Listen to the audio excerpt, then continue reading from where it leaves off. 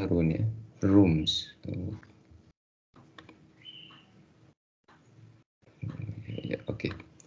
Jadi minggu ketiga dan saya juga ada posting tugas, nanti saya jelaskan mengenai tugas yang udah saya posting di M02 yang minggu lalu ya.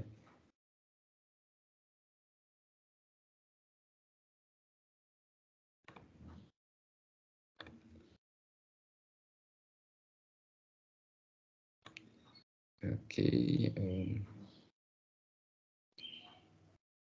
oke, jadi saya review sedikit tentang apa yang sudah kita pelajari minggu lalu. Oke, kita udah sampai di NPM ya, minggu lalu ya. Sampai di NPM, kemudian juga kita sudah belajar tentang instalasi Express.js, kemudian Express static ini juga sudah, routing juga sudah. Coba kita lihat dulu yang minggu lalu ya, Express.js, kemudian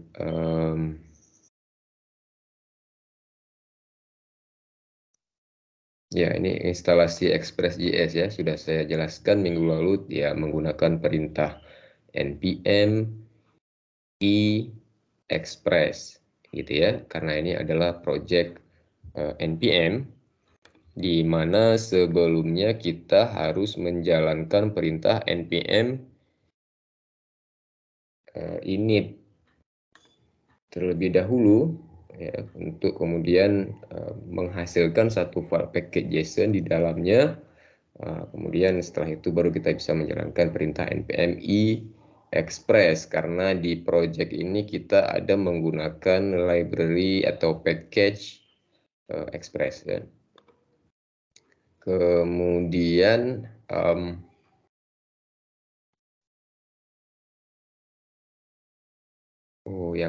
yang serve static ini belum gitu ya, yang express static ini belum kita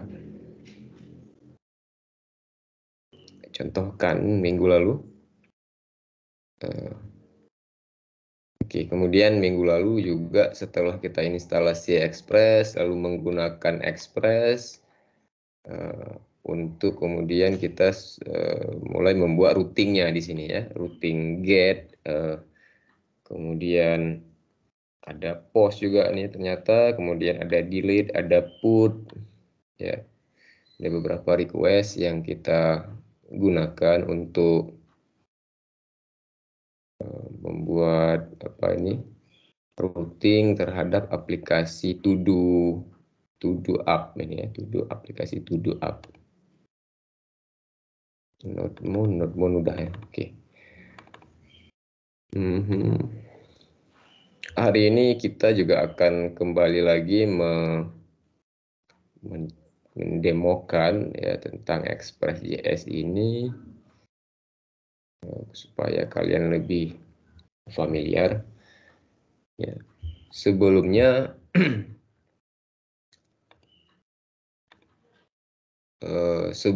apakah yang sudah saya upload ini, kan minggu lalu saya udah upload satu contoh nih, ini satu Express. Minggu yang sebelumnya tentang HTTP modul ya, minggu yang pertama juga udah saya upload contohnya. Oke. Nah, di tempat kalian apakah bisa diinstal ini yang di M02 ini, yang express.zip ini?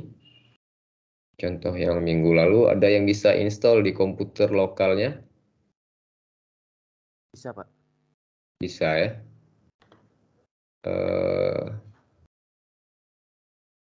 Ada yang bisa install, siapa tadi bisa install? Saya, Pak. Arif. Yang lain bisa diinstal itu. Sesuai dengan apa yang udah pernah saya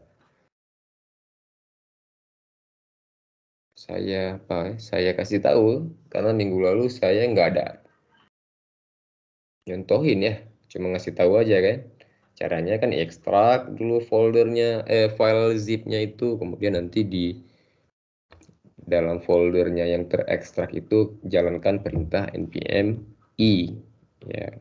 Tujuannya itu kita menginstall dependencies atau package yang ada di dalam package JSON ya. Kita menginstall ini berarti sehingga nanti di tempat kalian, di komputer lokal kalian akan muncul satu folder node modules. Oke. Nah, jadi nanti library ini diinstal lah dia ke dalam node modules, baru kemudian index.js-nya bisa kita jalankan ya, dengan perintah ya kayak biasa, node index.js gitu ya, atau nodemoon index.js. Ini kita sudah pakai nodemoon minggu lalu ya. Nodemoon ini apa? Minggu lalu saya juga sudah jelaskan. Nodemoon ini adalah tools dari npm juga yang kita gunakan untuk merestart server saat dia mendeteksi ada perubahan di dalam folder Express ini. Apakah di file index.js, apakah ada penambahan file, ada delete file, ada modifikasi di sini, kemudian kita simpan. Nah, itu kan perubahan. Nah, ketika ada perubahan, dia merestart server. Jadi, servernya dimatikan, lalu di start ulang gitu secara otomatis. Sehingga kita tidak perlu manual mengerestart server. Setiap kali nge-save file ini, restart lagi manual, nggak perlu lagi. Sejak kita sudah menggunakan nodemoon. Nodemoon ini ya tinggal diinstal aja nodemoon seperti ini, lalu bisa dipakai, perintah nodemoon ini bisa jalan. Nah, itu yang minggu lalu kita sudah lakukan. Hari ini kita akan coba membuat aplikasi simple to do app ini lagi nanti ya, menggunakan routing yang sama juga boleh ya. Kemudian menggunakan satu lagi, ini belum juga saya contohkan, yang patch ya, PA, tulisannya nanti PATCH, patch ya. Mengenai serve static ya, mengenai serve static ini gunanya untuk apa, atau express static gunanya untuk apa? Ini gunanya untuk kita bisa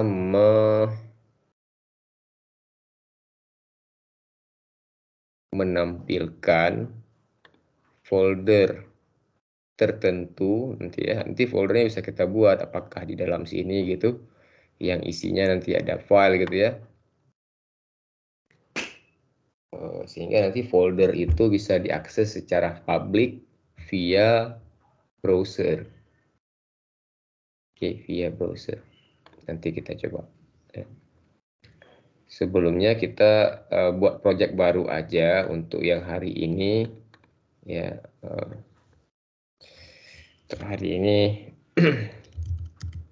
saya kasih ini, kita kasih gini aja ya biar ada urutannya gitu.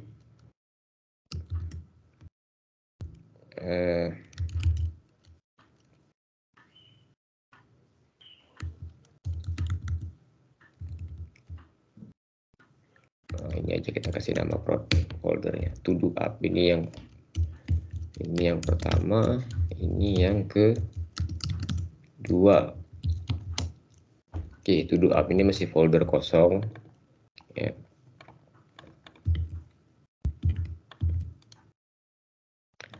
Oke,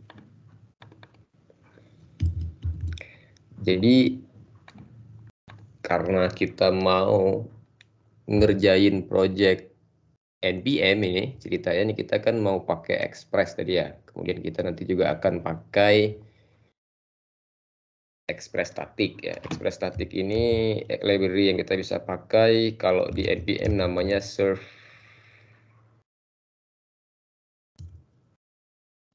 index.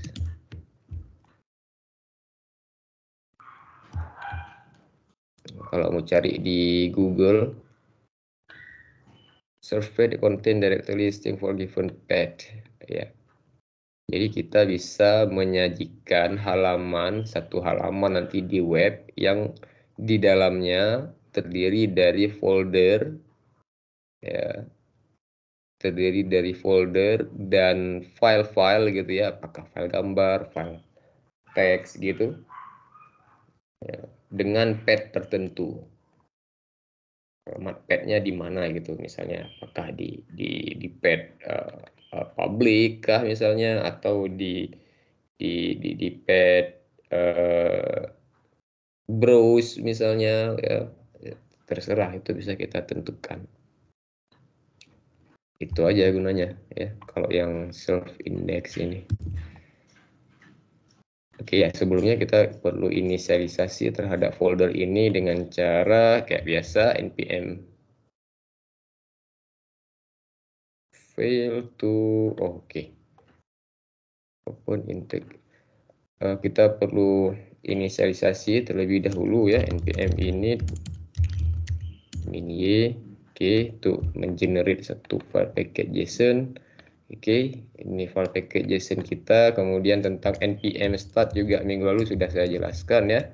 Kalau kita mau pakai npm start, ya di sini tambahkan satu komen atau script baru namanya start, di mana di dalam npm start ini kita mengeksekut perintah node index.js. Karena nanti yang file yang kita gunakan namanya index.js. Kalau nama filenya lain ya lain di sini namanya. Kalau nama filenya main.js ya main.js lah di sini. Nah, jadi script test ini yang bisa dieksekut dari terminal. Contoh misalnya kalau saya jalankan perintah npm test, yaitu yang ini kan jalannya npm start, ini npm test. Kalau saya jalankan npm test, dia jalankan perintah ini.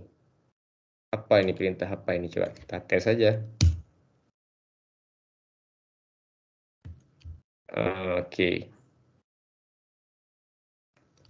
Yang dia jalankan adalah npm run test.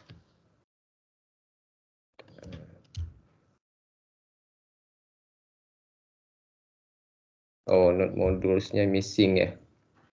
Coba kita install dulu npm i express ya, supaya dia install dulu package express, karena kita nanti akan pakai itu express untuk buat routing dan buat API.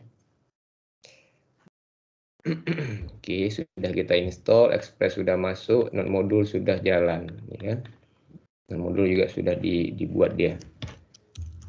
Kemudian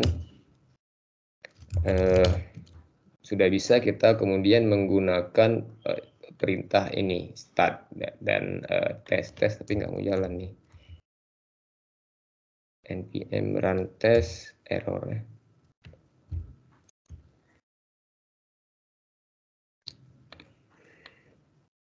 Exit 1.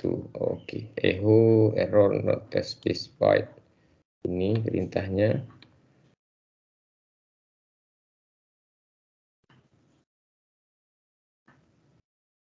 Notice specified. Ini echo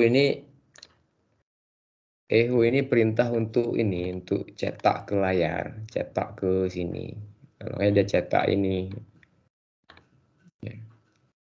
Cetak string aja gitu ya. Jadi kalau di terminal kita mau cetak string ya, ke layar, kita pakai perintah echo. Ya, kemudian ini kalau node ini perintah untuk mengeksekut file index.js yang sementara kita buat filenya menggunakan node.js ya. Kalau sekarang kita jalankan npm start, atau npm run start, ya masih error karena file index.js-nya belum ada, ya. Cannot find ya katanya. Jadi kita buat dulu file index.js-nya ya. Karena di sini kita udah buat kayak gini perintahnya, berarti nama filenya kan harus sama ya. Kalau nanti filenya tidak ditemukan katanya. Oke, di dalam file index.js ini kita kemudian bisa menuliskan script untuk API yang mau kita buat gitu kan. Caranya karena kita mau menggunakan framework Express ya di sini untuk membuat API ya, kemudian kita ya tinggal menggunakan library Express yang tadi udah diinstal. Caranya dideklarasi dulu library-nya. Oke, sudah saya jelaskan tentang ini minggu lalu ya. Kemudian dipakai. Oke, ini udah dideklarasi di dalam folder, di dalam variable Express. Kemudian variable Express ini dipanggil ya ini untuk mendeklar sebuah aplikasi Express ya. Oke, setelah dideklar disimpan di dalam variable app atau app ya. Kemudian variable app ini kita jalankan di port berapa mau dijalankan, apakah port 3000 atau di port ya port yang lain juga nggak masalah ya. Kalau port 3000 oke, port 3000. Oke, kemudian console log ini untuk memastikan saja bahwa server kita running gitu di port 3000. Oke, ini aja sudah bisa jalan sebenarnya kalau kita jalankan npm run di sini. Oke, nah ini sudah jalan. Node index server is running on port 3000. Jadi kalau di sini kita buka port 3000 ini udah jalan. Oke, cuman error ini karena nggak ada, kita belum ada buat routing. Oke, kita belum ada buat routing di sini. Jadi kalau kita mau buat routing app.get di mana kita buat routing? Kalau kita mau buat routingnya di sini, ini kan di root ini. Di root itu maksudnya apa? Pad tertinggi kan root ya. Baru di bawah root nanti ada cabang-cabangnya gitu ya. Nah, di pad yang di rootnya kita mau buat misalnya get seperti ini. Apa mau kita buat di sini? Contohnya misalnya. Ya, kemudian apakah hello atau teks yang lain. Kalau pakai send boleh sih pakai send. Kalau pakai send kita bisa mengirimkan respon berupa teks, berupa JSON atau berupa ya format yang lain, Excel misalnya seperti di pertemuan pertama kan ada kita tuh responnya itu file CSV misalnya atau file-file yang lain bisa kita send menggunakan rest.send ya. Oke, kalau kita mau send secara spesifik berupa hello berupa JSON, kita pakai rest.json. Oke, kemudian di sini string apakah kemudian di sini string JSON. Ya, artinya kita bisa send secara spesifik hanya JSON saja dengan cara seperti ini. Oke. Ya kalau string aja begini bisa juga, cuman nanti bedanya dia jadi JSON di sini. Ini kenapa nggak bisa? Karena servernya harus di restart. Karena ada perubahan, kemudian ini kita restart, jalankan lagi, kemudian refresh baru bisa. Ini disinilah peran dari node-moon itu diperlukan. Harusnya dia restart sendiri aja kan kalau kita ada nge-save di file ini, nggak perlu di restart secara manual. Nah di sini kita perlu node-moon. Node-moon itu adalah tool yang kita gunakan untuk merestart server secara otomatis, automatically restarting the node application saat ada file yang berubah. Ya, untuk menggunakannya gunakan perintah node-moon. Ganti kata-kata node dengan node-moon di command line saat kita mengeksekusi script. Nah, berarti ini kita ganti kemari, kemudian kita install NodeMon. Oke.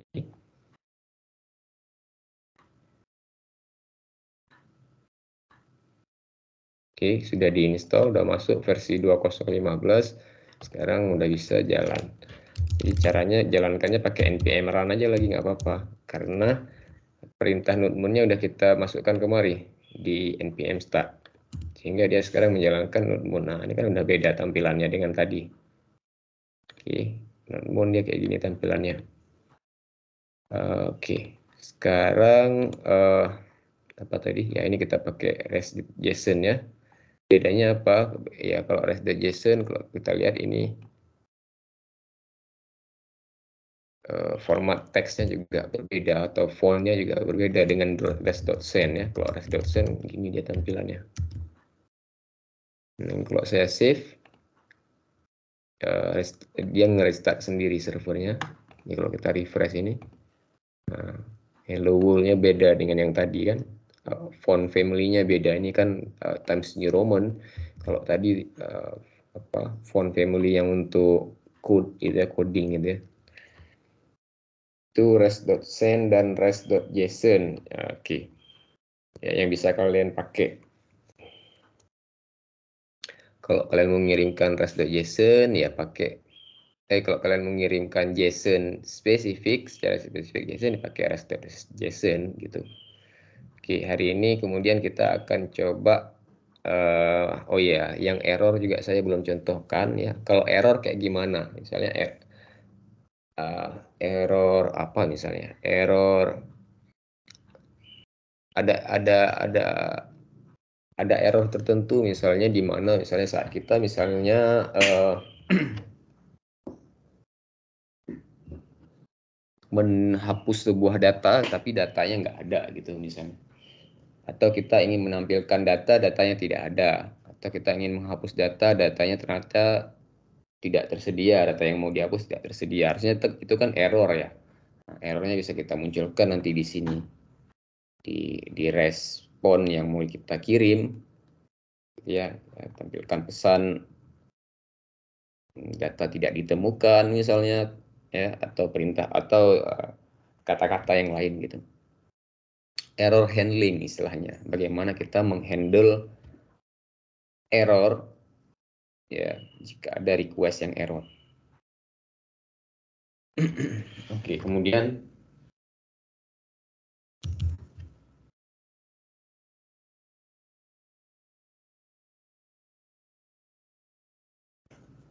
kita menampilkan, oke, ini tadi get yang di root sudah ya.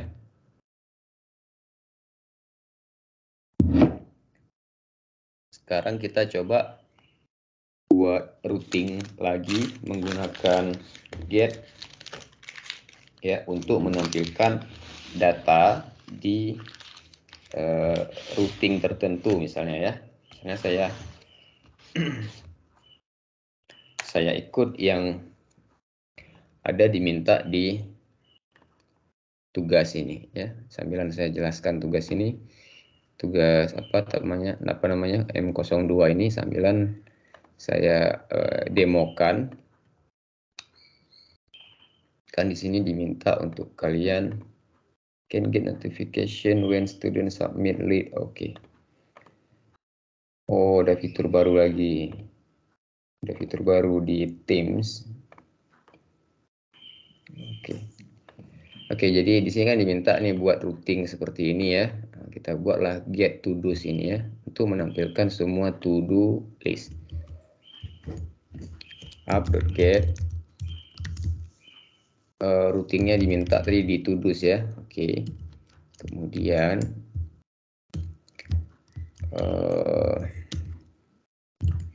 tampilkan semua to do list rest.send atau rest.json to do misalnya namanya, nama variabelnya. Variabel to do ini nanti isinya ya semua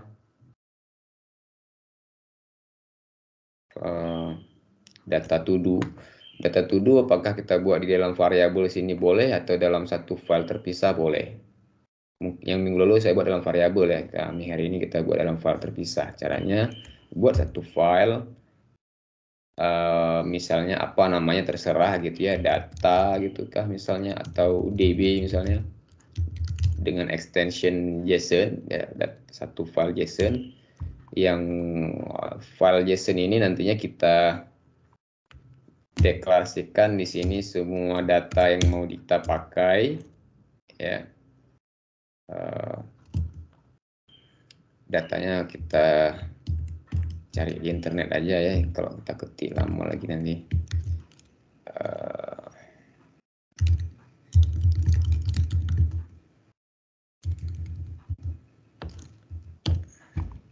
Kita copy aja datanya.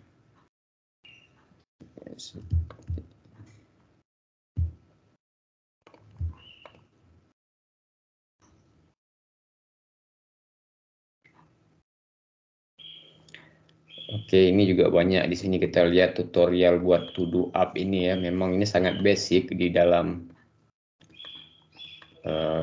dunia API, baru belajar API ini. Kita biasanya dicontohkan dengan to do app ini di mana-mana ya, kalau kita baru belajar gitu. Cuman di sini kalau kita lihat ini dia sudah menggunakan Mongoose. Mongoose ini adalah nama library dari MongoDB. Nah, jadi database dia udah pakai database MongoDB ya, untuk menyimpan to do listnya di dalam MongoDB. Kalau kita kan belum pakai MongoDB ya. Nanti kita minggu depan kita akan mengarah ke sini juga menggunakan MongoDB ya. Sama juga ya.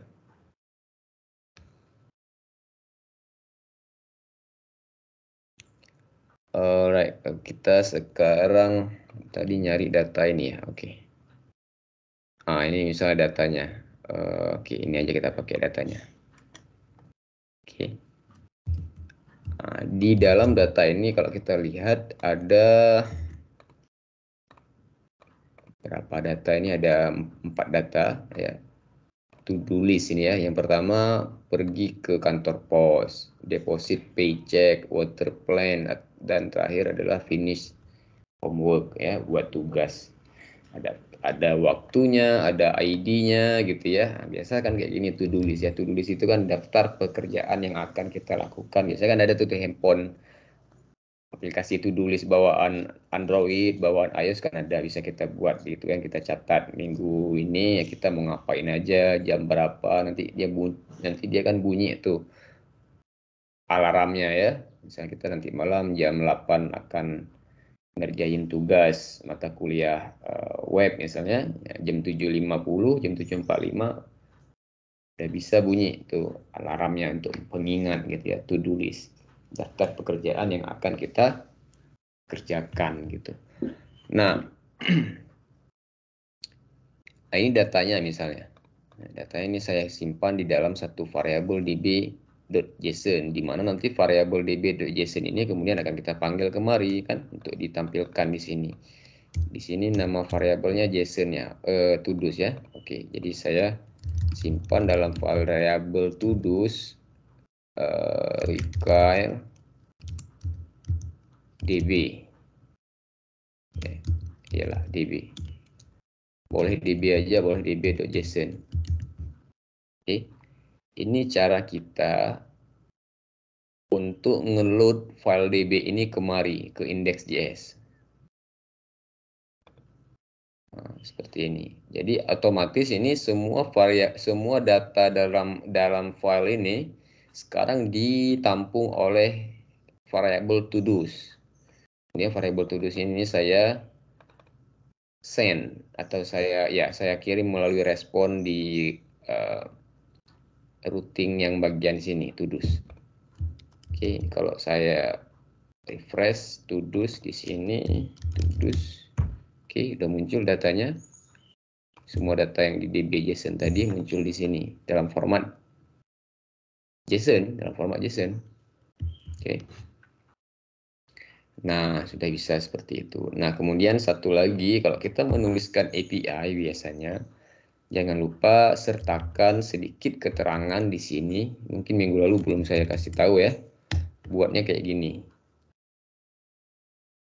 Oke. Formatnya kayak gini boleh sini. API get. Tapi saya nggak pakai kayak gini sih.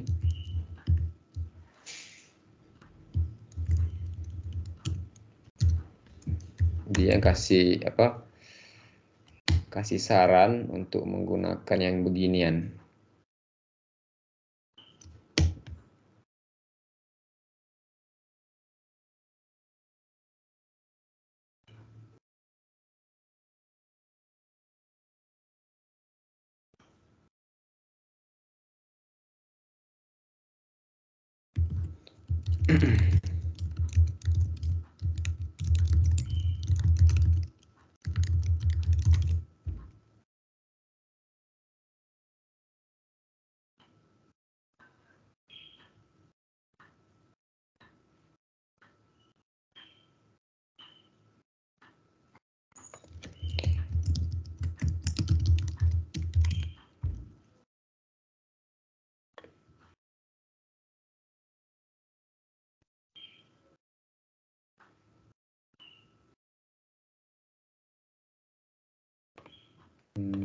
In Express.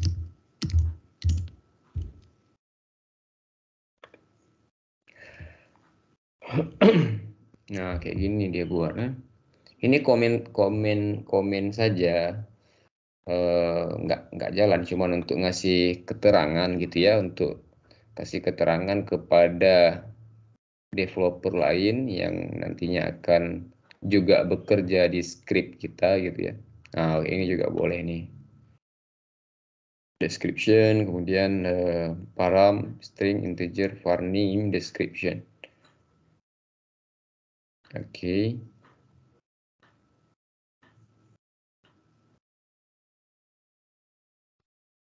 Bisa juga kayak gini ya. API, oke, get a users, API name, API group, API param. Oke.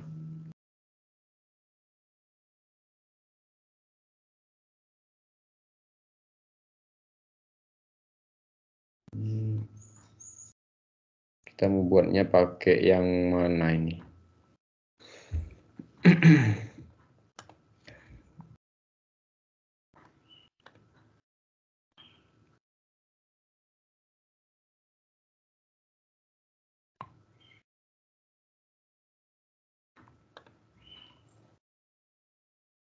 Nah, ini dia nggak ada buat nih. Nggak ada buat semacam yang kita mau buat ini, keterangan gitu.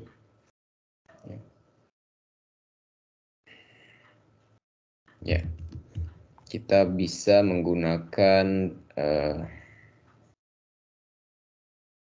kalau saya biasanya kayak gini buatnya. Oke. Ini karena nggak ada parameter, jadi biasanya ini langsung aja kayak gini. Di sini, gini, get. Ini gunanya get all to dos. Enggak lah, ini untuk hello aja nih ya. Hello. Oke, yang ini get all to dos kan. Get all to dos. Get all to do gitu. Ya orang tahu, oh ini API yang bagian di sini untuk mendapatkan semua to do gitu. Kemudian kalau kita mau buat lagi untuk menampilkan get a single to do misalnya melalui param kayak gini. Oke. Berarti ini kan kita mau menampilkan to do by ID. Kalau saya kirimkan di sini nanti parameternya 1 misalnya, dia akan tampilkan yang ini saja. Kalau saya kirimkan 2, dia akan tampilkan yang ini saja. Ini persis misalnya kita pakai kayak gini misalnya kalau kalau kita buka webnya Tokopedia misalnya, kemudian kita masuk ke salah satu item barang mereka misalnya, ya, kita masuk ke salah satu item barang mereka misalnya yang ini misalnya, maka dia melakukan query terhadap barang ini saja, ya kan? Nah, sama halnya kayak gitu juga ini, logiknya sama logiknya. Nah, cuman di sini kita by ID. Kalau si Tokopedia ini dia by nama barang, nama unik barang di toko ini. Jadi ini kan username toko nih, username toko. Di dalam toko ini ada barang, nama barangnya ini, unik nama barangnya ini disimpan di database, kemudian dia bisa melakukan query dengan memanfaatkan routing URL ini. Query ke database, dapatlah data barang ini, gambarnya, harganya, deskripsinya, terjualnya berapa, reviewnya, segala macamnya lah, detailnya. Lalu ditampilkanlah di front end seperti ini. Apakah pakai JavaScript, pakai Angular, pakai Vue, pakai React gitu. Itu nanti di front end. Nah, yang penting query-nya sudah berjalan dengan baik, API sudah meng-send sejumlah data yang diinginkan oleh front end. Nah, itulah yang kita buat sekarang ini. Nah, kita query dengan ID 1, dapatkan data yang ID 1 saja. Nah, yang ini. Oke. Jadi URL-nya bisa kita atur. Nggak mesti harus kayak gini URL-nya. Terserah, apakah misalnya to do, terus up, terus ID, ya itu boleh. Atau kayak gimana lah yang lain, routingnya bisa kita atur. Oke. Yang saya contoh, ini saya hanya mencontohkan saja dengan cara seperti ini routingnya. Kalian nanti bisa atur ya, tapi ya tergantung permintaan soal kan, soal atau dokumentasi API yang sudah ada kalian mengikuti itu. Oke, ini sekarang kita mau pakai routing to do /id di mana nanti saya kirim ID-nya kemari, ditangkap oleh rec.params.id. Nah, di sini kita kasih keterangan. Nah, param ID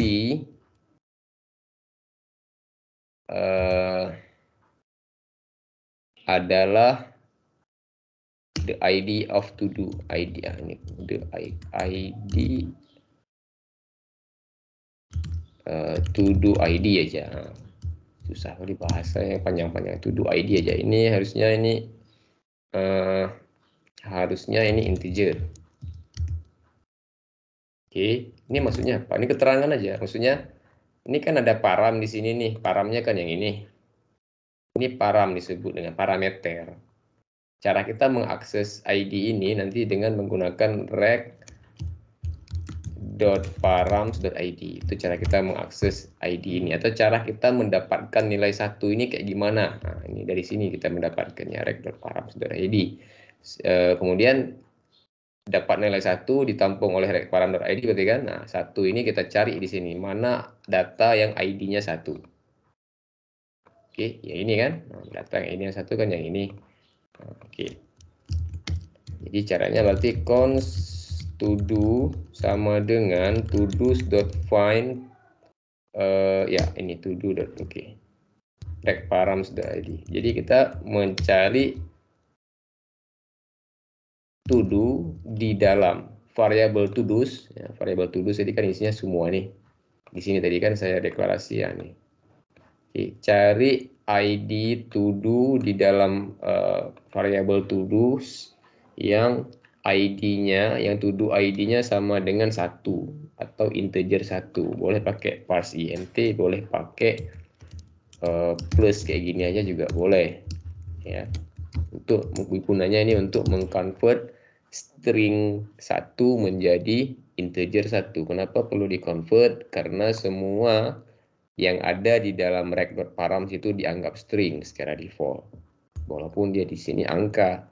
Jadi ini tidak dianggap angka, tapi ini dianggap string 1, bukan angka 1. Kalau string 1 yang kita dapat, lalu kita cari kemari string 1, di mana ID yang string 1, nggak ada datanya. Yang ada di sini data dengan ID numerik 1 atau angka 1 ID-nya, itu ada. Tapi kalau yang ID-nya string 1 kan tidak ada. Nah, jadi kita harus convert dulu string 1 yang kita dapat itu menjadi integer melalui function ini. Atau tadi apa? Parse int tadi. Sehingga dapatlah kita data yang ini. Oke, itu tugas dari function find di dalam variabel todos. Todos ini kan dia array. Array itu kita bisa modifikasi, ada functionnya nanti namanya find, ada find by ID, ada functionnya namanya splice, ada function namanya push, pop.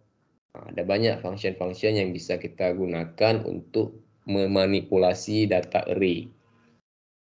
Oke, function bawaannya JavaScript. Atau secara gampang adalah ini adalah cara kita mengquery ke database mendapatkan data dengan ID 1. Nah, kalau nanti kita belajar database itu yang akan kita lakukan. Sama halnya kayak ini tadi. Si Tokopedia dia query ke database, dapatkan data dengan ID-nya ini di mana nama atau username penjualnya adalah ini. Dapatlah datanya ini. Oke, kalau kita di sini by ID query-nya. Oke, sekarang harusnya kalau saya buat todo/1 udah bisa jalan nih. Oke, kita coba refresh. Oke, sudah jalan. Kalau saya buat 2, oke, nah ini yang 2 kan. Saya buat 3, yang 3, oke dapat. Kalau saya buat yang 5, nggak ada. Harusnya muncul sih data tidak ada. Atau apalah gitu ya kata-katanya gitu. Oke. Kalau dia tidak ada, munculkan error data tidak ada. Oke, caranya kayak mana tuh?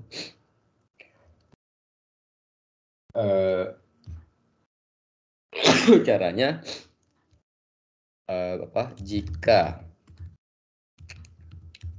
jika datanya tidak ada,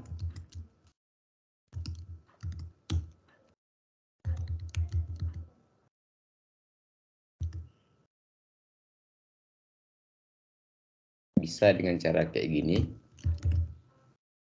ya, karena ini hanya satu baris. Perintahnya boleh nggak pakai tanda buka kurung tutup kurung, langsung kayak gini aja juga boleh. Oke.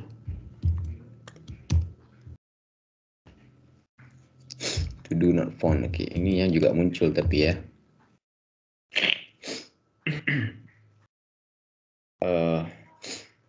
Nggak bisa pakai true, pakai apa ya untuk ngelempar errornya. Kalau kita pakai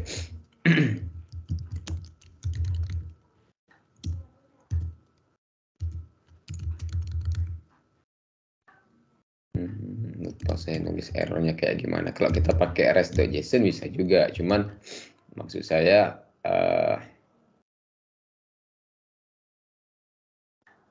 harusnya kita lempar error bukan ngelempar res.json.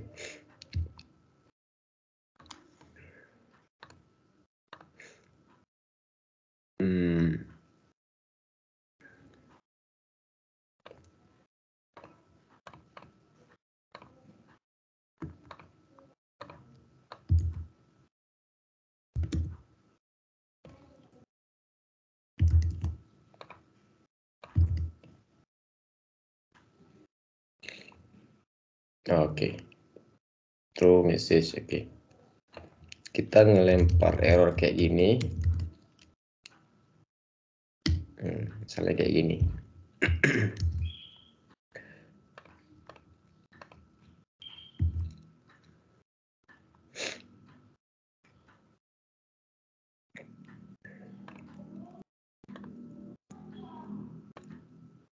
Bisa berupa objek ya.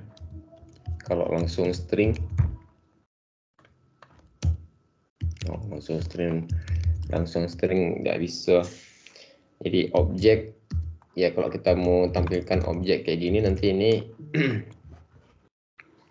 di front end kita tampilkan pesan not found-nya itu. Ya, caranya nanti bisa melalui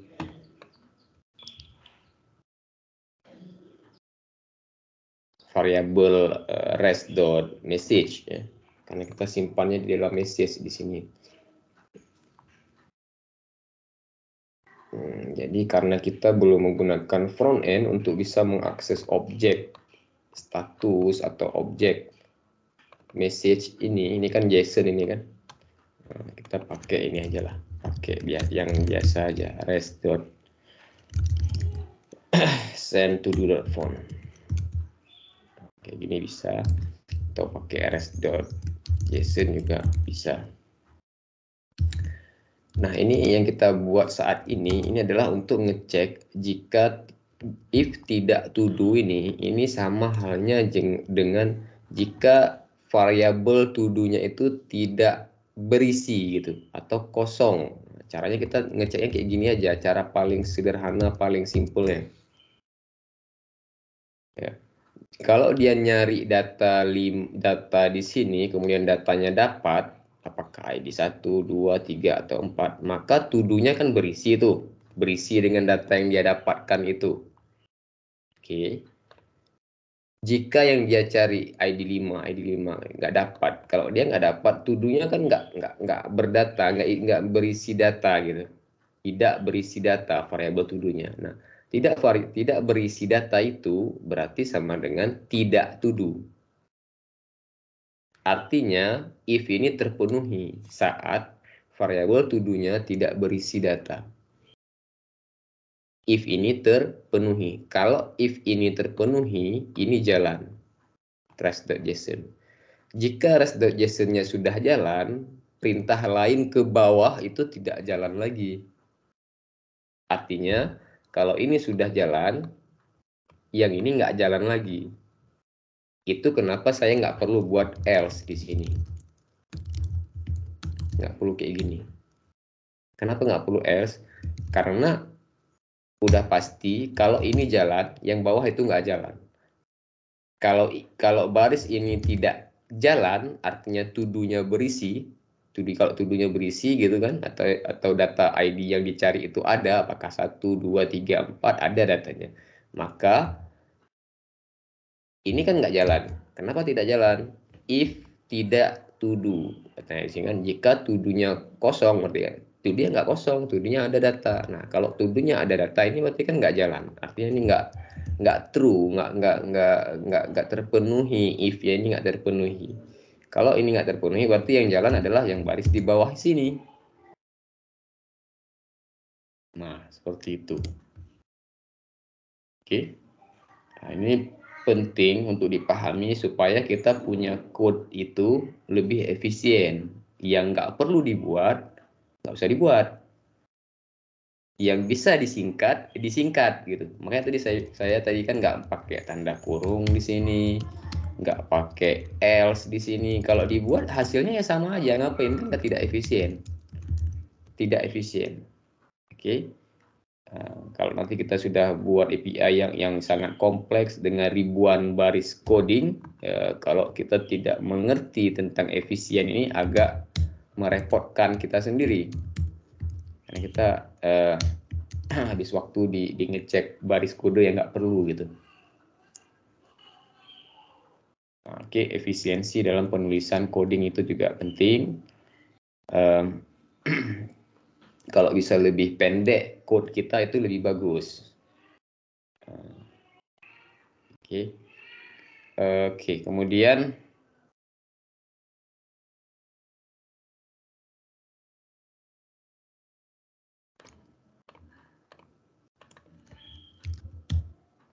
oke. Nah, jadi seperti itu. Ini kok masih error aja dia nih.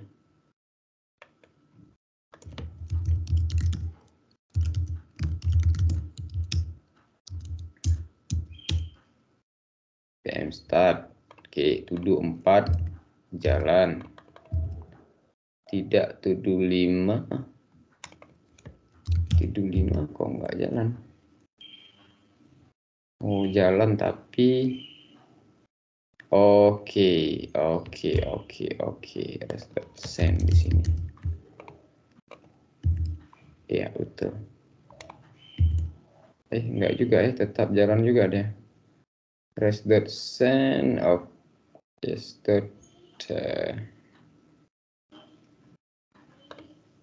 Oke, status 404.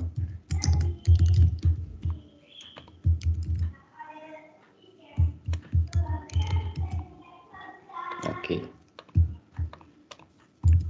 Oh, gitu.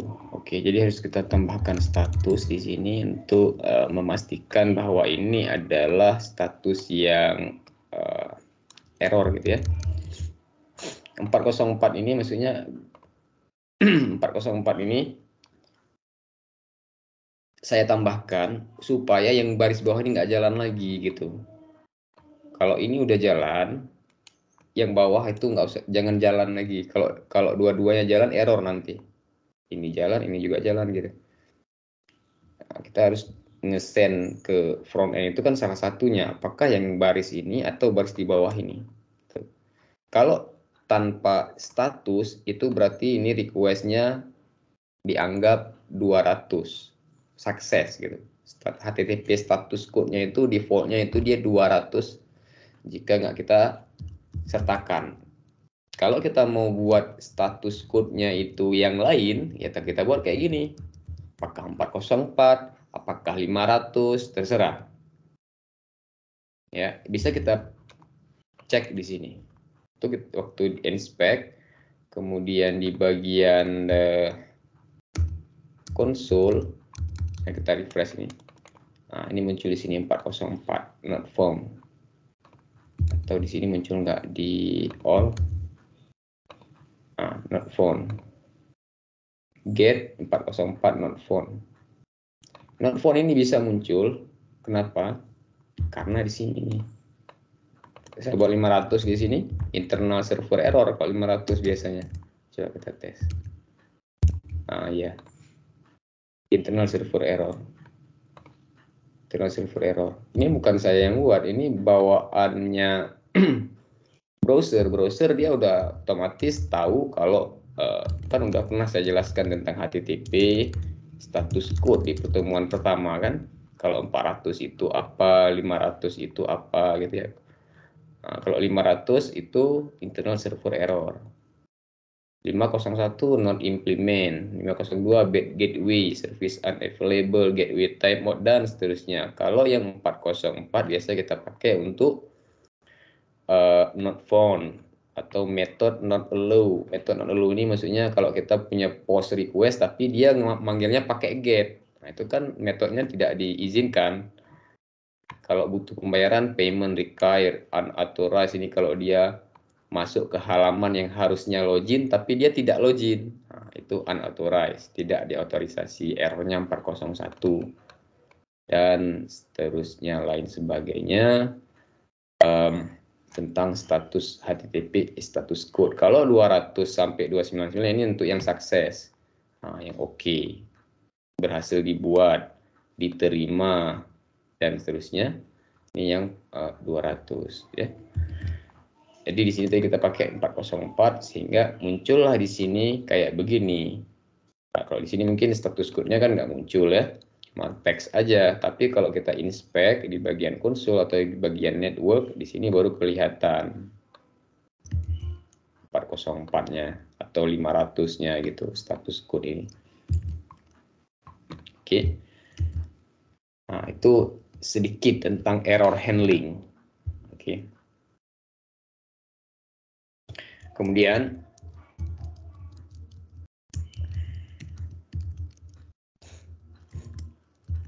add a new to do. Oke, add a new to do.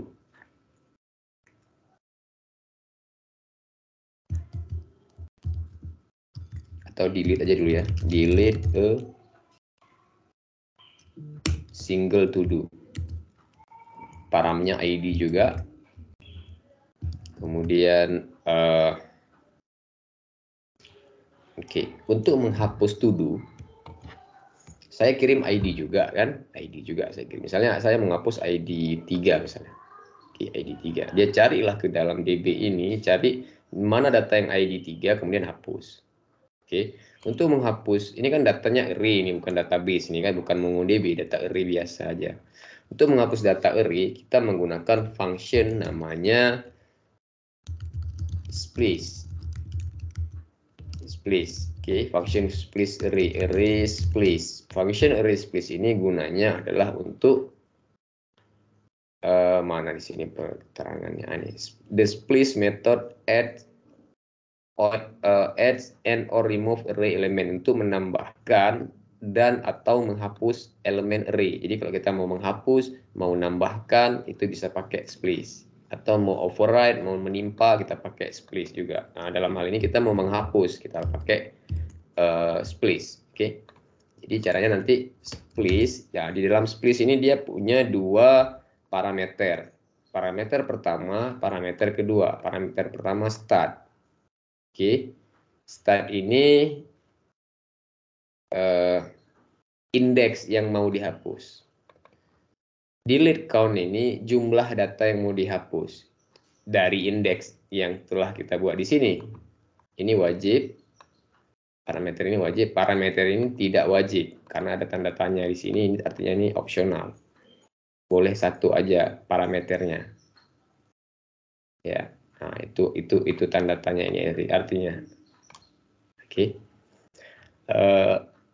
Jadi artinya jika saya mengirimkan data dengan ID 4, dia cari kemari ID 4 ini. Berarti ini berarti ini indeks berapa nih? Indeks 10 ini. Oke, indeks 1, indeks 2, indeks 3. Oke, indeks 3. Berarti kalau saya kirim data ID 4, dia harus ketemu indeks 3, baru kemudian indeks 3-nya dimasukkan kemari, jumlah data yang mau dihapus 1.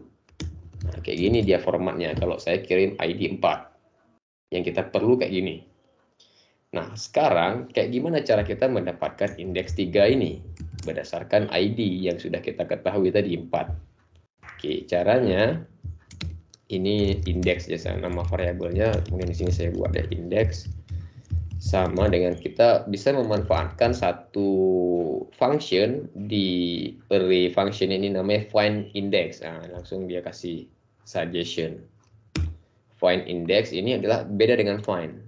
Beda dengan find. Kalau find ini untuk mendapatkan data satu data ini. Nah, satu data objek ini. Sedangkan find index untuk mendapatkan indeksnya. Jadi ini indeksnya berapa? 3. Ini indeksnya berapa? 1. Gitu. Indeksnya yang dia dapat. Untuk mencari indeks, kita bisa cari indeks berdasarkan apa? Berdasarkan ID juga yang kita cari. Berdasarkan to do ID 4. 4 ini.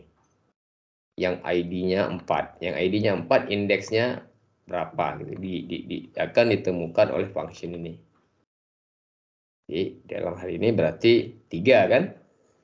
3, nanti 3 dimasukkanlah kemari, lalu dihapus.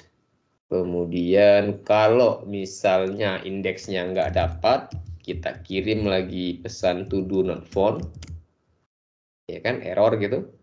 Kemudian kalau berhasil segala macam semua, rest registernya semua data sisanya. Ya, artinya kalau saya hapus 4, berarti tinggalnya 1, 2, 3. Kalau saya hapus 2, tinggalnya kan 1, 3, 4 gitu ya. Nah, seperti itu. Oke, delete. Ini berarti di sini kita ganti ya, jangan salah delete di sini ya. Oke. Nah, untuk mencoba delete request nggak bisa dari browser kayak gini. Kalau dari browser kayak gini, ini artinya get request ini. Yang jalan itu yang ini. Nah, untuk mengetes delete request kayak gimana caranya? Caranya bisa melalui Postman atau melalui kemarin curl ya. Perintah curl bisa, perintah Postman bisa. Kalau perintah curl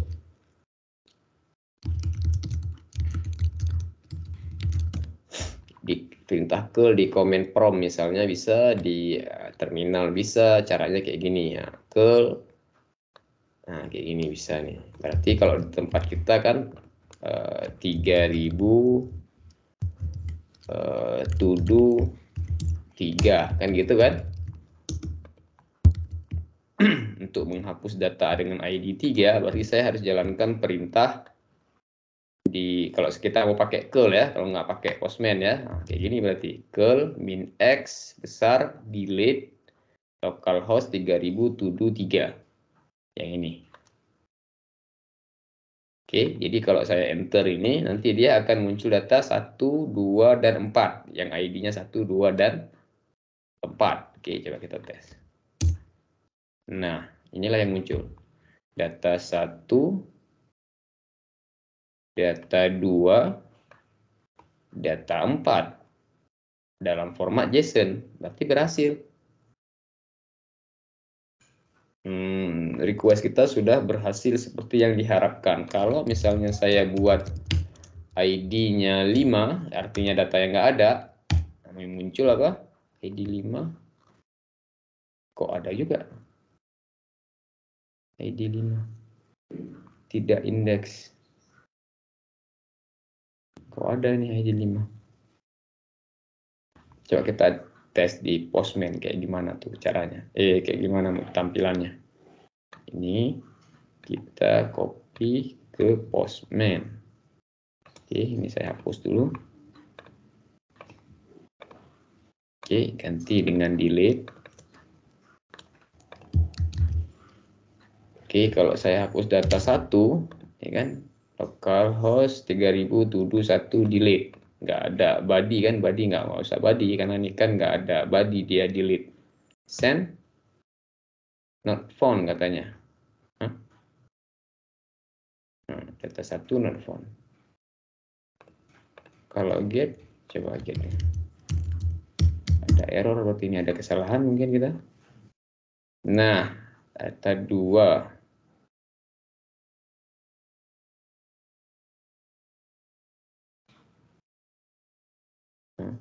Oke, apakah datanya sudah terhapus semua mungkin? Kita restart server, nanti kita coba kita restart server ya. Supaya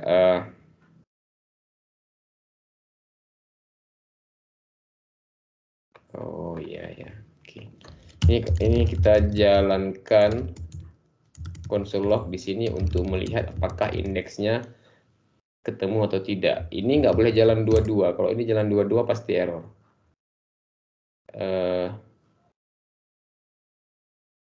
Oke, jika tuduhnya tidak ketemu, jangan ada yang dihapus. Ya, salah. Ini jangan di sini dong. Di sini dia harusnya nih. Ya kan? Jika indeksnya tidak ada, ini jalan. Ini nggak usah jalan kan gitu. Tadi ini kan di atas. Kalau ini di atas, error lah pasti. Karena indeksnya nggak dapat, tapi ini jalan, error. Harusnya ini hanya akan jalan jika indeksnya berisi data.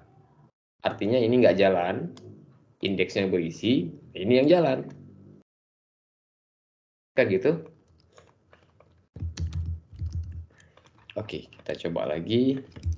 Kita pakai Postman aja, nggak usah lagi pakai curl. Nah, kalau mau pakai curl ya kayak gitu tadi ya. Nah, kayak gini. Ini contoh delete request. Kalau yang get request sama juga, ini ganti dengan get. Kalau yang post nanti agak berbeda karena dia ada variabel, ada body yang harus kita submit kan. Kalau yang body, kalau yang post, kalau yang put itu ada body yang kita submit. Ya itu penggunaan curl di terminal atau di command prompt. Kalau mau yang lebih ada UI, ada interface, ya kita pakai Postman kayak begini. Oke, jadi kalau saya tes lagi ya, to do send. Oke, ini muncul semua data yang 1, 2, 3, 4. Terus saya hapus data 2 gitu ya. To do 2 itu kita hapus. Oke, yang ini. Send. Oke, sisanya 1, 3, 4. Nah, ini baru benar. Kalau saya buat 5,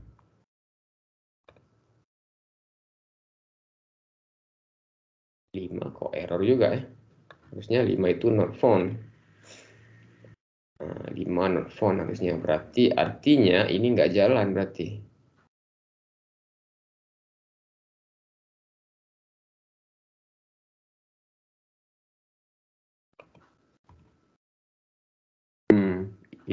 Apa?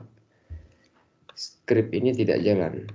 Kenapa script itu tidak jalan? Coba kita cek isi dari variabel index.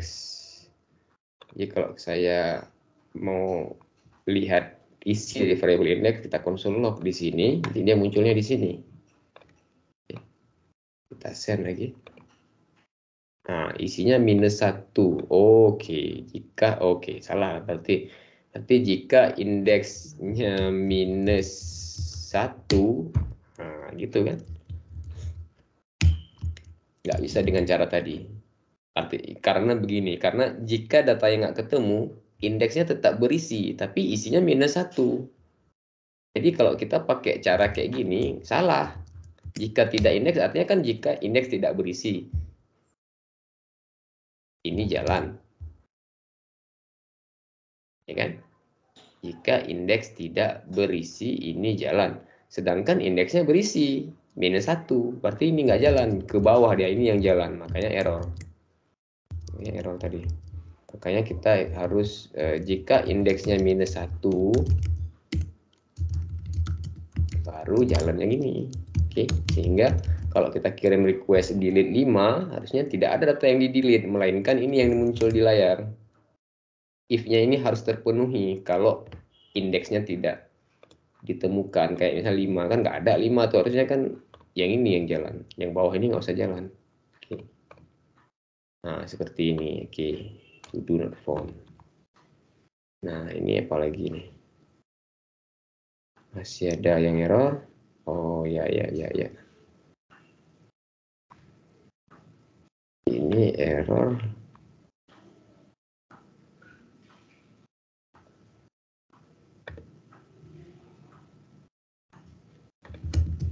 Ini apalagi yang error nih?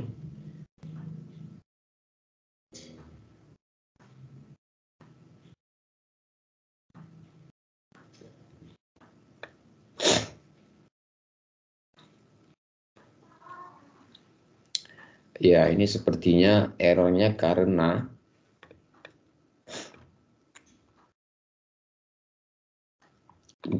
ininya jalan, tapi ininya jalan juga. Kok bisa ya? Padahal di sini udah dot, kalau dot send.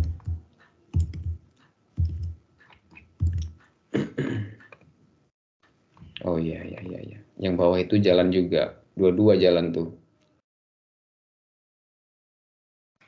Makanya muncul ini header after they are sent to the client. Jadi udah di send kok di send lagi gitu. Jadi ini jalan juga. Dua-dua jalan. Nah, kalau kasus yang kayak gini, ini sini harus pakai else. Karena kita nggak bisa throw error.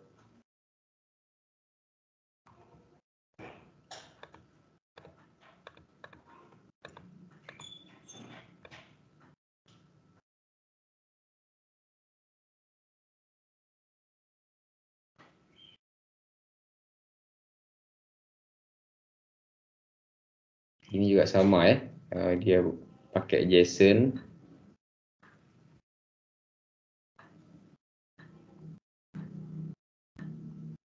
Itu menambahkan data, menghapus data.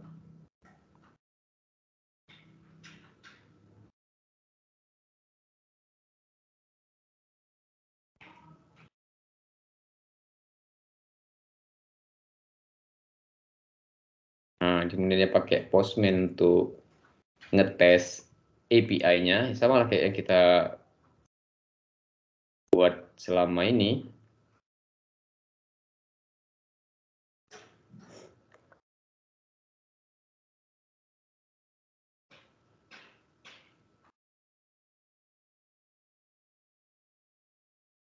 Ya, sama ya. Bedanya apa ya? Sama aja sih ini. Bedanya dia pakai database aja nih. Ini untuk mencari data by ID kan, kayak kita tepat tadi kan, kayak kita lakukan tadi, nyari data by ID. Cuma ini yang dicari ya di database, bukan di variable array kayak kita lakukan tadi. Ya ini kayak gini kan, dia mencari user dengan username. Ya. Oke. Mengenai error ini kita pakai else di sini.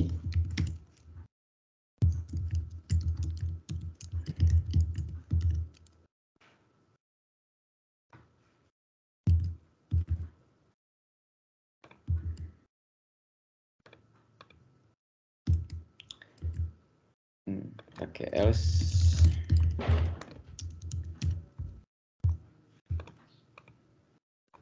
Oke.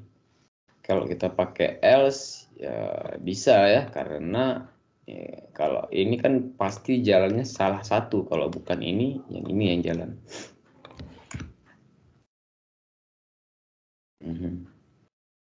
Beda tadi yang saya pakai throw tadi ya. Throw itu kalau throw ini dipastikan yang bawah nggak jalan lagi kalau throw-nya udah jalan. Oke.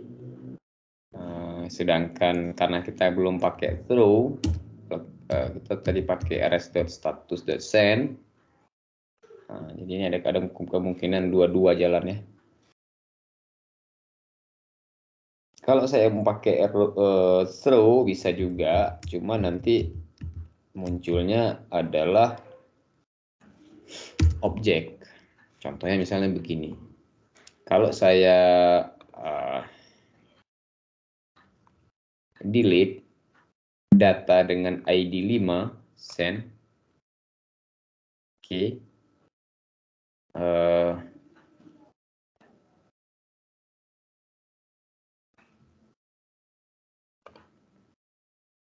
Objek.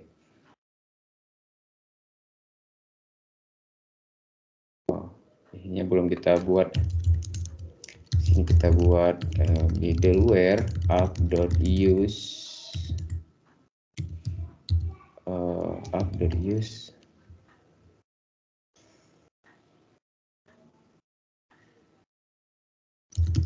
express.json untuk mengconvert. Kita mau pakai format JSON di semua alamat routing yang ada di aplikasi kita ini.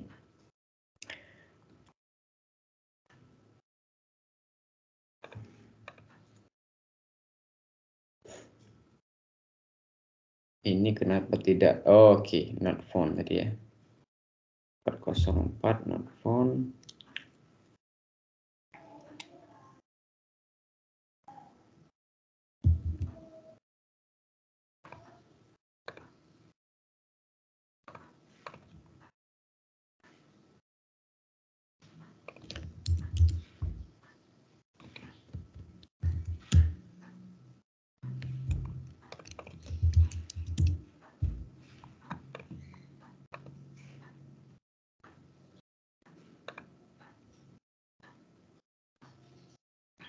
Ini kok masih jalan yang 404 ini ya?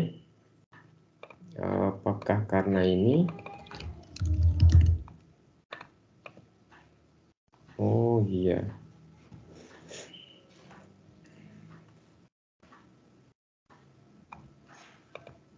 Iya. Karena di sini ada kita buat status ya, rupanya pengaruh juga kita buat kayak gini di sini. Ininya status di sininya bisa kita ganti-ganti. Kalau saya buat 404, iya, jadinya not found. Ya.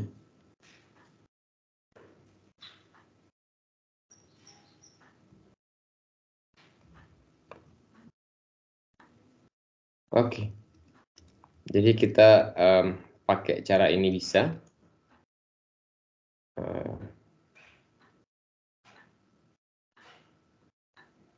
Atau kita pakai cara yang kayak tadi juga bisa.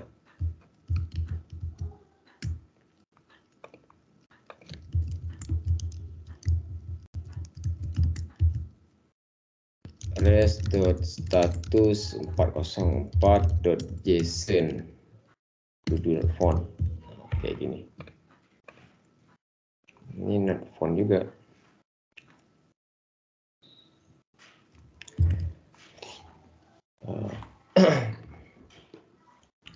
Kemudian kita buat satu lagi put request, kemudian kita coba yang apa nanti, yang express static.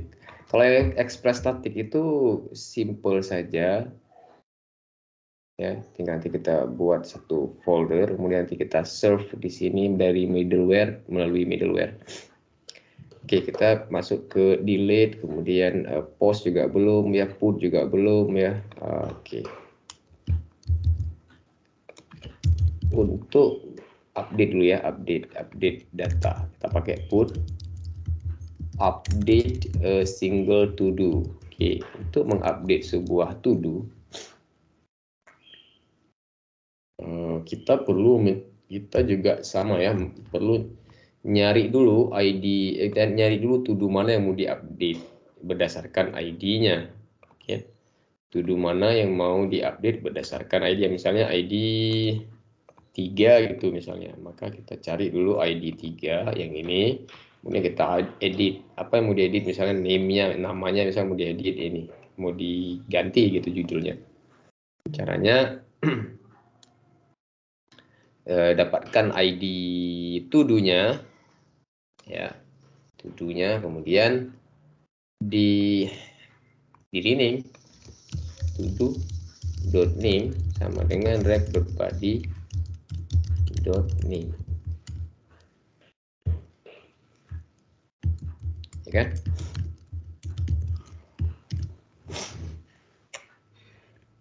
Pertama kita cari to-do-nya. Kalau tidak jumpa ya munculkan lagi kayak tadi error to do not found. Kalau misalnya jumpa, ganti to-do.name-nya dengan rec.body.name. Rec.body.name ini adalah judul atau nama baru dari to-do-nya yang kita nanti input dari front end kan, dari form, misalnya dari form input text gitu, atau kalau dari Postman berarti nanti dari row sini kita kirim itu name-nya gitu ya. Misalnya name-nya saya kirim di sini. Ini kan namanya tadi pertama water plants, misalnya di sini water plant nyiram bunga, water plant nyiram tanaman. Oke, put request ID-nya berapa tuh? ID 2 tadi ya. ID 2, ID 3 nyiram tanaman ID 3. Oke, pakai put request ID 3, name-nya ya inilah rec.body.name, berarti ini rec.body.name. Ini rec.body.name. Nah, berarti kan di sini, nah ini rec.body.name. Kalau saya buat rec.body saja, hasilnya nanti ini. Kalau saya buat rec.body.name, hasilnya nanti ini. Nah, value-nya aja. Gitu. Setelah nanti name-nya diganti, ya saya tambahkan satu properti lagi di sini, misalnya namanya todo.update sama dengan new date atau date.now. Jadi nanti ada satu lagi properti namanya update ya, nilainya timestamp. Kalau ini kan nilainya time zone. Time zone format time zone ya, zona waktu. Kalau mau format dalam format timestamp pakai kayak gini. Kalau format time zone pakai date, new date aja, new date buka kurung tutup kurung. Kalau ini date.now, ini untuk mendapatkan waktu, tanggal, menit, detik, tapi dalam format timestamp. Timestamp itu apa? Timestamp itu adalah jumlah milisecond dari 1 Januari 1970 sampai saat ini. Itu disebut dengan timestamp. Oke, kalian baca-baca nanti apa itu timestamp. Timestamp tulisannya gini. Oke.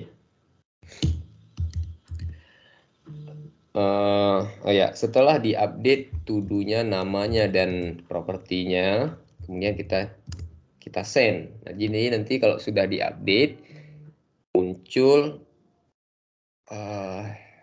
di sini muncul responnya berupa to-do yang diupdate itu. Ya kan? To-do yang diupdate itu. Oke, kita coba put ya. Jadi ya, jadi ini saya tes ya, send. Nah, nyiram tanaman. Oh, ini salah di sini kita. Track.body.name, apa salahnya tuh? Oh, ini tadi kita track.body.name. Nah, harusnya kan gini. Tadi rec.body aja kan. Nah, kalau rec.body saja jadinya gini. Kalau rec.body.name dia ngambil ininya aja, isinya aja, value-nya aja. Nah, kayak gini. Oke, ID, date-nya nggak berubah, cuma di sini saya tambahkan update satu lagi dengan format timestamp. Oke, kalau mau format yang lain ya boleh juga, misalnya new date. Nah, new date ini keluarnya dia kayak ini, time zone, kayak yang atas, kayak yang date ini. Terserah mau pakai time zone bisa, mau pakai timestamp juga bisa formatnya. Nah, itu untuk edit data. Kalau saya get lagi all, saya get semua to do, coba get semua to do. Nah, yang ID 3 udah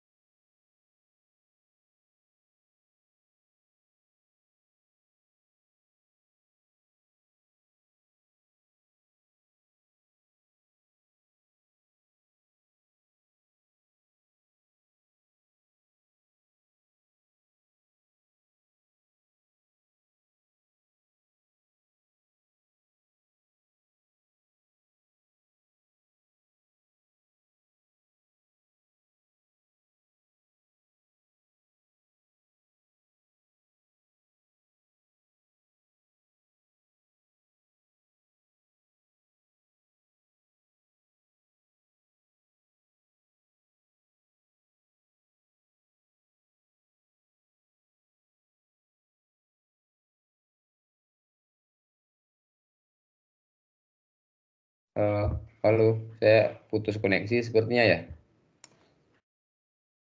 Iya Pak tadi.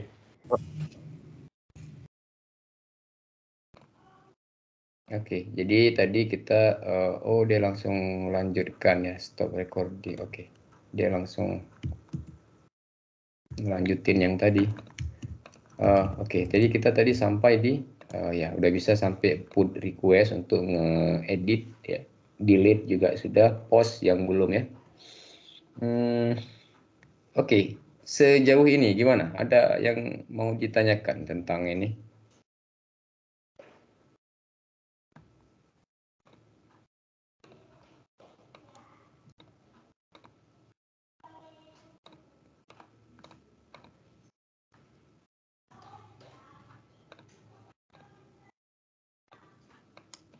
Silakan kalau ada yang mau ditanyakan. Pak, cara pakai Postman itu gimana ya Pak? Agak bingung saya. Postman. Iya Pak. Pertama kalian download dulu. Oke, for Windows. Atau dia juga bisa jalan di Chrome, nggak usah di download diinstall gitu, tapi di Chrome diinstall di extension, Chrome extension juga bisa. Nah, kayak gini. Oke, add to Chrome. Kemudian cara pakainya gimana? Kalau udah jalan, dia kayak gini tampilannya. Kayak ginilah tampilan pertamanya dia. Nah, kayak gini, kosong gini. Oke, sini nanti ada, ya mungkin nanti ada kata-kata selamat datang apa gitu ya. Kalau pertama kali diinstal itu dia di skip aja, baca aja, atau di close aja gitu. Nanti kita masuk ke collection ya.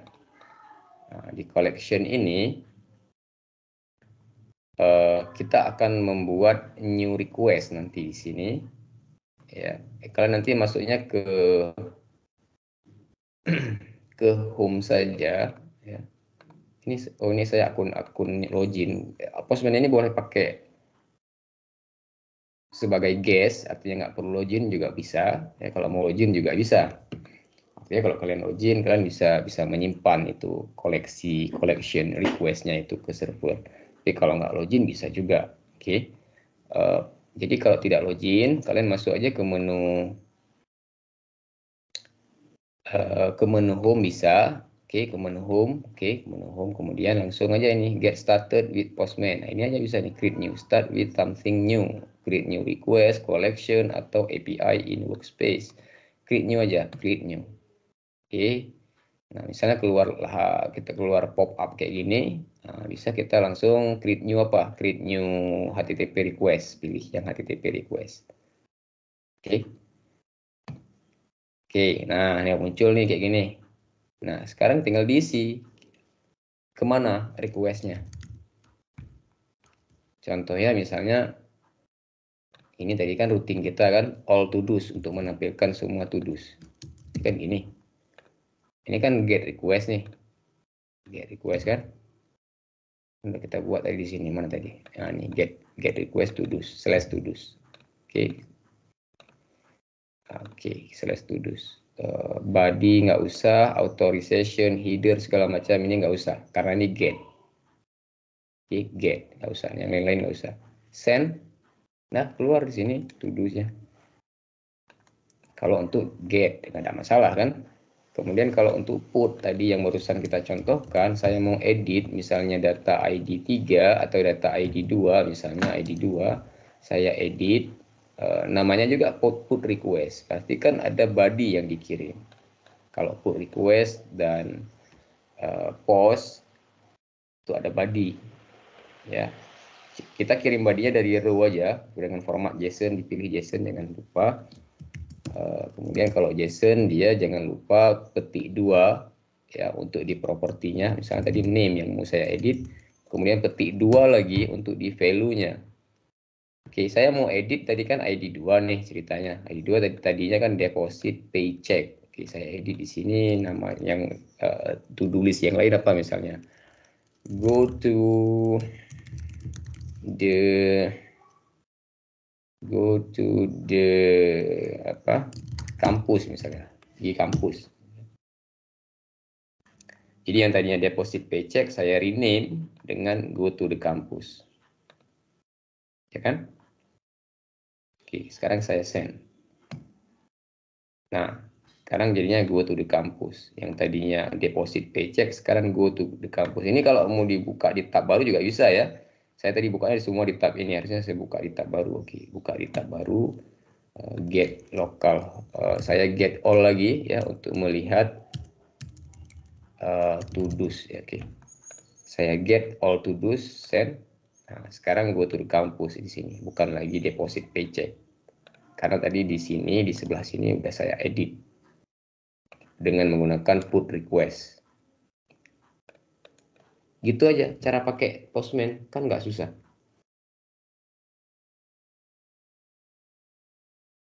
Bisa dipahami kira-kira? Bisa Pak, bisa. Fitur-fitur yang lain nanti kita belajar. Banyak sekali fitur Postman ini sebenarnya, tapi ya kita belum sampai ke sana. Baru menggunakan fiturnya yang paling simple, yaitu buat new request dengan HTTP. Itu aja dulu. Fitur-fitur yang lain nanti kita pelajari dari Postman ini. Oke, itu aja. Saya pikir untuk post dan patch request nanti itu giliran kalian yang buat. Oke, untuk post dan patch. Nanti kita ada up.post yang belum ada dan up.page. PATCH. Ini belum ada, silakan kalian lanjutkan nanti. Kemudian berikutnya tadi saya mau contohkan yang serve static ya. Serve static itu misalnya begini, up.use public, saya mau buatnya di pad public express static public. Oke, kemudian di sini saya ada satu folder public sesuai dengan pad ini. Oke, pad di dalam folder public ini misalnya ada file, coba sebentar, ini file apa ini?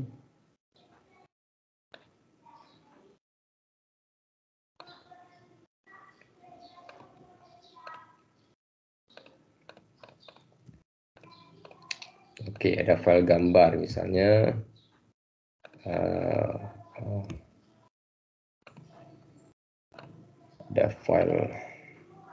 Ada file teks misalnya. Oke, kemudian ada file gambar misalnya.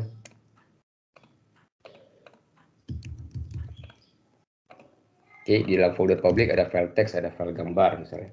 Ini file teks dengan file gambar ini saya mau serve dia di web, di browser di sini. Oke, caranya tadi kita sudah buat dia public, oke. Sehingga kalau dia orang akses public nggak ketemu. Oke, serve index. Coba kita install satu lagi ya, npm i serve index, npm i serve index, package manager untuk nge-serve folder di browser. Ini kan nggak dapat nih. Saya kan mau nampilin folder ini di browser. Ini belum bisa bekerja dengan baik, masih error ya. Jadi kita pakai tadi serve index untuk npm i serve index, kemudian cara pakainya ini kita deklarasikan di sini ya. Oke. Kemudian cara pakainya mana? Cara pakainya serve index, serve static.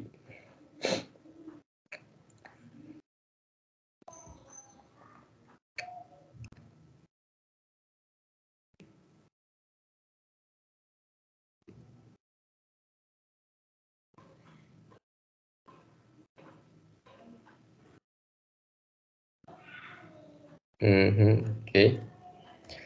Express static serve index. Oke.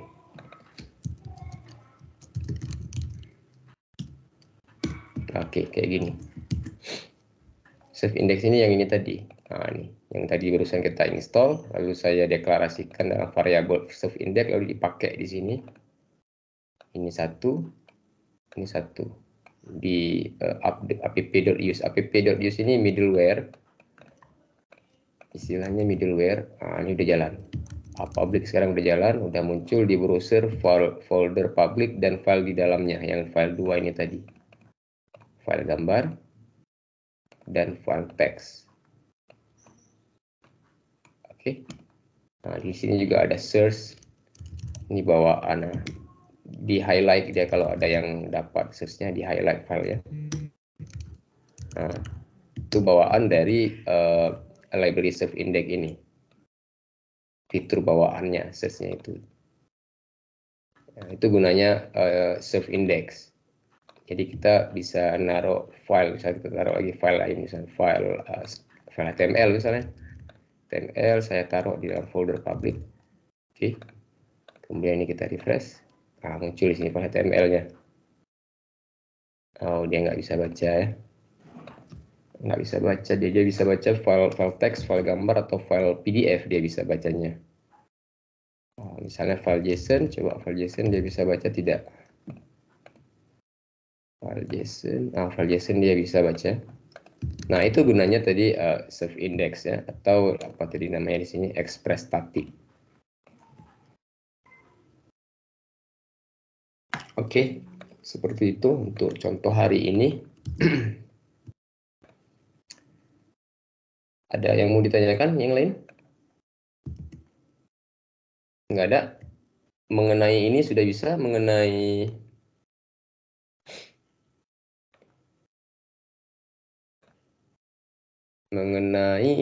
runkit, cara pakai runkit. Sini ada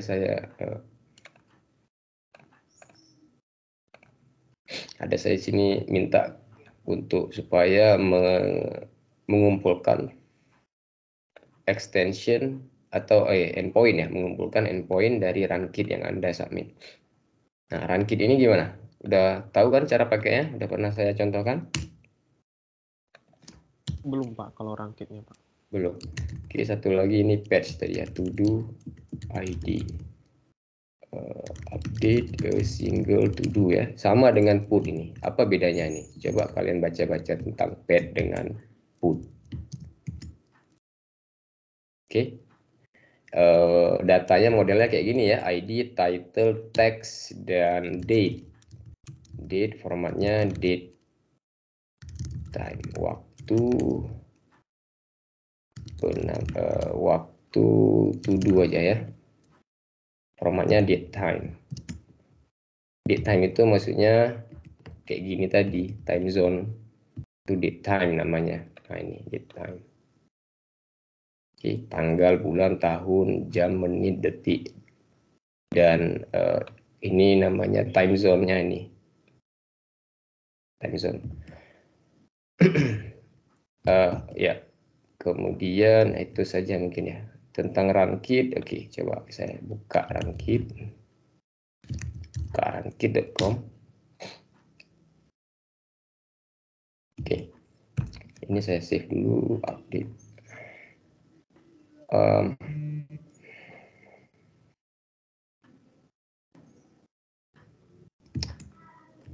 Gini, runkit ini gunanya gini.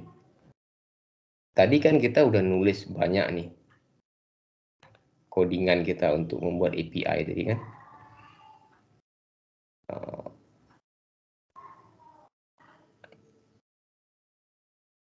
Oke. API ini bisa kita deploy di runkit sehingga nanti dia keluar satu endpoint yang bisa diakses secara public. Oke. Caranya di copy paste saja semua ini. Copy. Oke. Kemana di copy? Kemari. Jadi kan saya buka runkit.com tadi ini. Oke, nggak ada login, nggak ada register, nggak ada apapun. Pastekan kemari. Oke. Kemudian ini kan library yang package yang kita pakai kan udah langsung di sini nih. Bukan terinstall tapi di runkit, Express, Index, semua package manager dia udah install. Jadi ketika kita copy paste ini kemari bisa langsung pakai, nggak perlu kita install dulu Express, kita install dulu Index, nggak perlu. Dia udah ada library itu beserta versi-versinya, dia udah ada. Dia udah ada versi 4.17.3, dia udah ada versi 191 untuk Index. Nah, langsung dia baca kalau kita pakai package ini, dia langsung tahu dan dia langsung baca dan dia tampilkan di sini versi terakhir yang dia punya. Artinya ini sudah bisa langsung kita run. Klik ini. Oke, error. Kenapa error? Karena cannot find module DB, karena DB kita ini tadi terletak di mana tadi? Di file terpisah. Ya kan? DB ini kan letaknya tadi di sini, di file ini. Artinya DB ini kita load ke dalam index.js. Ini artinya kita panggil file DB-nya kemari. Otomatis kalau kita copy paste ini di runkit ya pasti error. File DB-nya kan nggak ada nih, nggak ada. Ini cuma script aja semua isinya, nggak ada file DB. File DB-nya tadi kan di sini nih. Kayak mana jadi caranya? Caranya berarti gini aja. Kita copy paste ini semua nih. Ini kita copy, ya, isi dari file ini kita copy, lalu kita buat di sini aja. Nggak usah pakai file, karena di Runkit nggak bisa kita attach file DB, kan nggak ada di sini menu attach file kan. Nggak tahu saya ada menu attach file atau enggak, tapi kita asumsilah nggak ada lah misalnya kan. Oke, berarti kalau nggak ada, ini kan semua harus disimpan di dalam satu file ini aja, di sini langsung. Berarti paste kan kemari isi dari file DB. Oke, sekarang kalau kita jalankan harusnya tidak error lagi. Coba run. Nah, atau refresh ya, refresh. Oke, nggak ada error. Nah, tak ada error. Dari mana saya tahu nggak ada error? Karena server is running on port 3000 ya udah keluar, berarti udah sampai kemari dia. Udah jalan ini server kita. Di mana jalan server kita ini? Ambil endpointnya ini, di endpoint ini dia jalannya. Endpointnya coba buka di new tab. Nah, di sini dia jalan server kita sekarang. Nah, ini hello world-nya udah keluar nih. Berarti kalau saya buat sini /todos, keluar semua data yang ada di variabel db tadi. Nah, ini udah online. Inilah yang saya minta kalian kumpulkan ke saya, ke tugas kita. Ini kalau kalian buka di komputer kalian alamat ini, ya kayak gini juga tampilannya. Karena kan tadi ini alamat ini kan public, alamat ini kan nggak ada login, kan nggak ada login di sini kan. Bisa diakses secara publik. Saya buka misalnya tuduh 1 misalnya. Nah, tuduh 1, tuduh 2, oke. Kalau saya buka di ini misalnya di incognito di browser private, nah, bisa juga terbuka, nggak ada error, nggak ada apapun. Berarti alamat endpoint API kita ini sekarang sudah jalan di online. Walaupun hanya menggunakan variabel saja, ini belum menggunakan database. Nah, seperti itu. Jadi Runkit ini bisa kita pakai untuk development, fase development kayak gini bisa. Fase development di sini. Tapi kalau udah nanti masuk ke fase production, ya nggak bisa lagi kita pakai Runkit ini. Jadi kita harus pakai AWS, kita pakai Azure, kita pakai apakah Firebase atau Heroku gitu. Macam-macam lah itu server di mana kita bisa mendeploy API kita. Tapi untuk fase development saat ini dengan script yang pendek, ya seperti ini masih bisa kita memanfaatkan Runkit. Oke. Kenapa saya minta kalian untuk menggunakan Runkit? Ya bayangkan aja ada 40 orang yang submit coding ke saya. Terus untuk mengecek coding kalian kan saya harus jalankan di komputer lokal saya satu-satu, harus dengan npmi satu-satu folder kalian kan. Apakah nggak repot gitu kan? Nah, tapi kalau kalian submit ke saya endpointnya, ya udah langsung bisa saya pakai, artinya langsung bisa saya tes. Nggak perlu saya install di komputer lokal saya satu-satu npmi kan repot sekali. Nah, jadi itulah kenapa kalian diminta mengumpulkannya dengan Runkit seperti itu. Jadi mudah kita untuk ngeceknya. Langsung aja link ini yang kalian kumpul. Kayak gimana kumpulnya Pak? Kan upload file ya. Tinggal dibuat aja di file text. Lalu file textnya diupload. Kan gitu saja. Dibuat di file text. Linknya lalu file textnya diupload. Oke. Linknya nanti beda-beda antara mahasiswa satu dengan mahasiswa yang lainnya, tidak ada yang sama. Dan ini juga bisa kalian simpan, artinya kasih judul misalnya di sini apa judulnya, misalnya add to do misalnya di sini web lanjutan atau apalah gitu judulnya. Lalu ini bisa di save ya, di save. Kalau belum punya akun dibuat dua akunnya, kalau sudah ada akun di login dulu. Ini kayaknya nih register nih ya. Ya, ini register. Nah, kalian bisa simpan ini di akun kalian, di akun Runkit kalian, jadi ada pertinggal. Seperti itu. Oke. Bisa dimengerti tentang Runkit ini?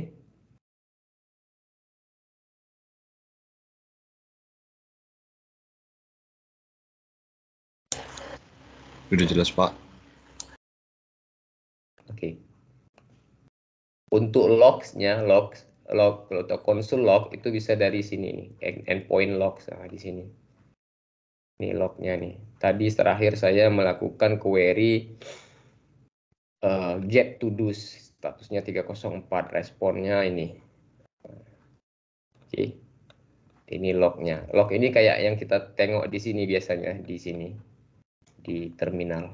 Nah, kalau di Runkit dia juga bisa kita tengok lognya dari endpoint yang tadi kita sudah jalankan, nih endpointnya tadi. Oke, kemudian ya itu aja. Kalau yang lain-lain coba kalian tes saja sendiri fitur-fitur yang lain. Oke, jadi itu saja tugas kita untuk minggu ini. Ya. Silakan kalian coba ya sendiri tentang apa namanya Express ini, tugas ini ya. Ini saya upload ke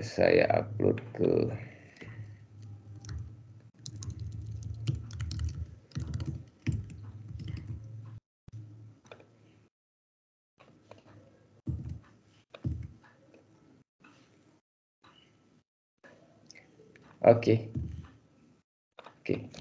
itu aja dari saya ya. Kalau ada yang ingin ditanyakan lagi nanti bisa via WhatsApp ya. Oke, sampai ketemu lagi kita di meeting berikutnya. Selamat siang semuanya. Assalamualaikum warahmatullahi wabarakatuh. Ya, Pak. Ya, Pak. Makasih, Pak. Ya, Pak.